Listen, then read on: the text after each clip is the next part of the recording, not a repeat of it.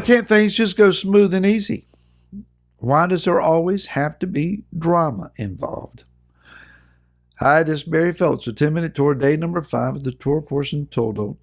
Before we get into Bereshit or Genesis chapter 27, allow me to mention just a few things quickly. One, thank you for those who have especially recently hit the subscribe button, and also those who have touched on the like button. Somehow that works with YouTube's algorithms and promotes the videos for others to catch more easily. Thank you to those that share on your social media pages, which I encourage you to do, encouraging your friends and acquaintances to watch.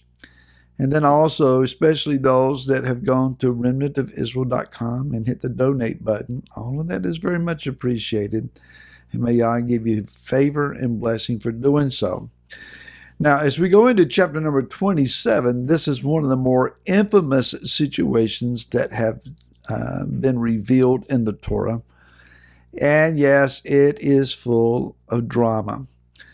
So we see the first thing that is noticed here is that Yitzhak was old and his eyes were too dim to see. Now, the reality of the situation is that he's 123 at this point. He actually has another 57 years of life left. Somehow he's getting it in his mind, I'm going to die, I'm old, I'm blind.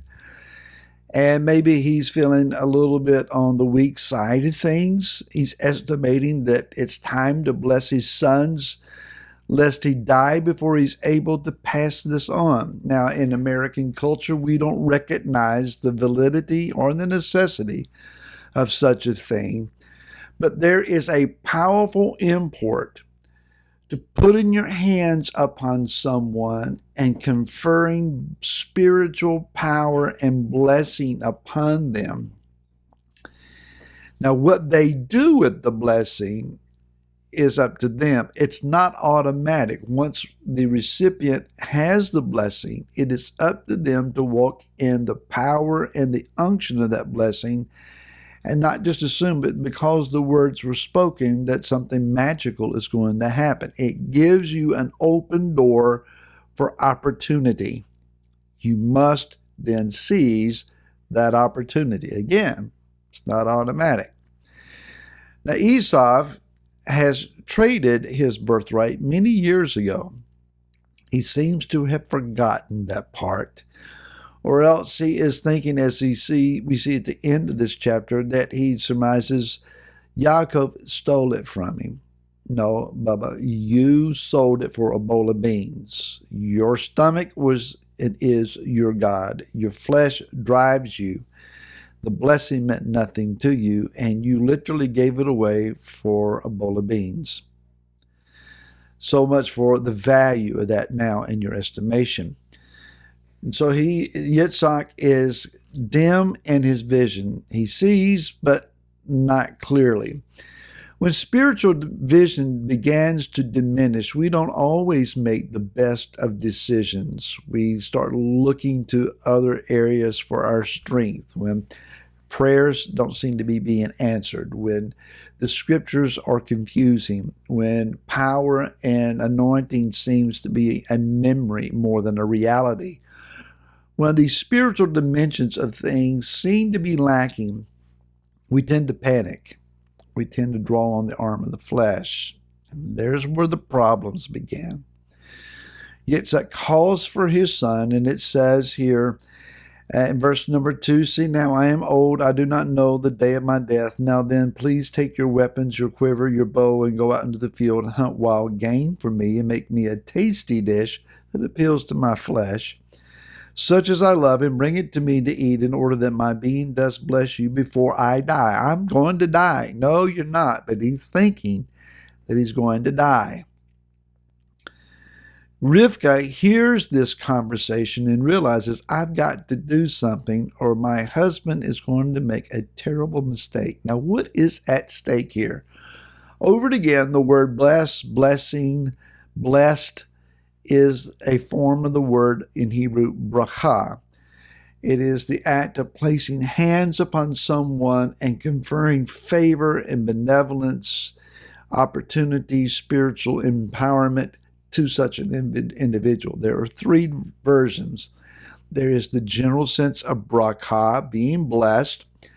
There is the bekora, that is the blessing of a double portion that is bestowed upon the eldest son. And then there is the bekira.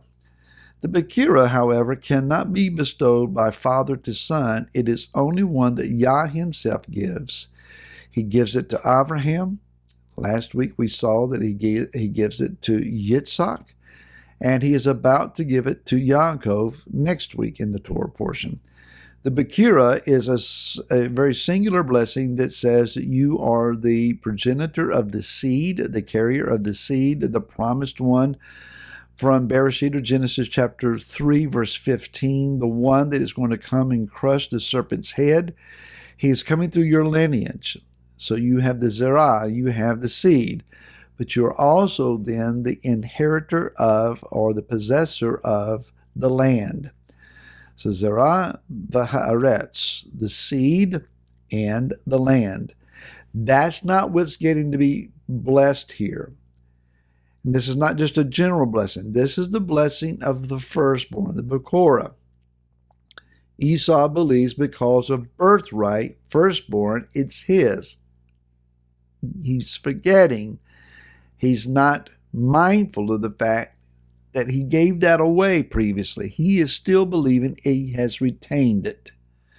Yaakov has that blessing, that privileged place. Rivka knows that, and she has to use some shrewd means, some crafty means, deceptive means, in order to get Yaakov to be the recipient of what is actually his. So it has been often promoted that Yaakov is a thief and a deceiver for going in, lying to daddy, and taking what does not belong to him. Actually, he is having to use great shrewd skills to receive what actually belongs to him. If there is a deceiver in this scenario, this drama, it may be Yaakov by some means of argument. I can see that. But I think, personally, the greater deceiver here is Esau. Esau is not telling daddy how I sold my birthright to my brother for beans when I was a teenager. Sorry, Dad. He didn't tell him that.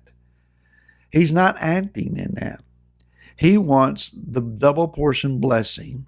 He wants the best, and he's willing to keep his mouth shut to get it. So he comes in with wild game, acting as if the birthright of firstborn still belongs to him, only to find out Yaakov's already been there. And Yitzhak has said to him that he said, let the heavens give to you the dew and the fatness of the earth, plenty of grain and wine. Let people serve you, nations bow down to you. Be master over your brothers, firstborn, and let your mother's sons bow down to you. Cursed be those cursing you, and blessed be those blessing you. It would seem that as Yaakov opens up the tent flap, sees Esau coming, he stands with the tent flap around him. Esau walks in and he walks out behind Esau's back. It's close. Esau comes in, here I am, Daddy. Get up and eat your meat so I can get my blessing. He's not thinking about carrying on the quality, the character, the name, the lineage, the legacy that Yitzhak has. He's not seeking to walk in that spirit and that anointing. He just wants the stuff. He just wants the privilege. There are those who want the privilege and the opportunity, but they don't want the responsibility and the accountability. That's important to remember. Shabbat shalom to you, to your family, all who gather with you, and I mean that. May the Spirit of Yah meet with you, overflow you, and fill your dwelling with light. Until next week, Shabbat Shalom.